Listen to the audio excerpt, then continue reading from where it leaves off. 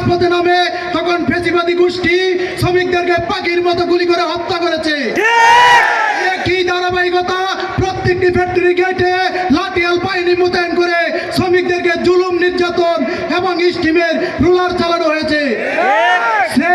সেই ধারাবাহিকতায় 5ই জুলাই ছাত্র আন্দোলনের 2000 শ্রমিকের মধ্যে 2000 ছাত্র জনতা শহীদের মধ্য দিয়ে 200 শ্রমিকের রক্তের বিনিময়ে যে স্বাধীনতা অর্জন হয়েছে, সেই স্বাধীনতার পরেও প্রত্যেকটি ফ্যাক্টরির গেটে এক শ্রেণীর গোষ্ঠী লাঠিয়াল বাহিনী মোতায়েন করে শ্রমিকদের অধিকার বঞ্চিত করে স্টিমের রুলার চালানো হয়। তাই শ্রমজীবী মানুষ ওই লাঠিয়াল বাহিনীকে আর ক্ষমতা দেখতে চায় না।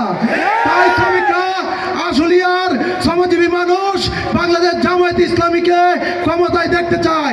কেননা বাংলাদেশের সৎ যোগ্য আল্লাহভীরু ও খুদাভীরু ব্যক্তিরা রাষ্ট্রীয় ক্ষমতায় আসলে শ্রমিকরা ন্যায্য দাবি আদায়ের জন্য রাজপথে নামতে হবে না। তাই শ্রমজীবী মানুষ বাংলাদেশ জামায়াত ইসলামীকে বিশেষ করে ঢাকা 19 আসনে বিজয়ী না করা পর্যন্ত শ্রমিকরা ঘরে ফিরে যাবে না এবং শ্রমিকদেরকে বাংলাদেশ জামায়াত ইসলামীকে বিজয় করার লক্ষ্যে উদাত্ত আহ্বান জানিয়ে আমার বক্তব্য এখানে শেষ করছি। আসসালামু আলাইকুম ওয়া রাহমাতুল্লাহি ওয়া বারাকাতুহু। ধন্যবাদ আজিজুর রহমান ভাইকে।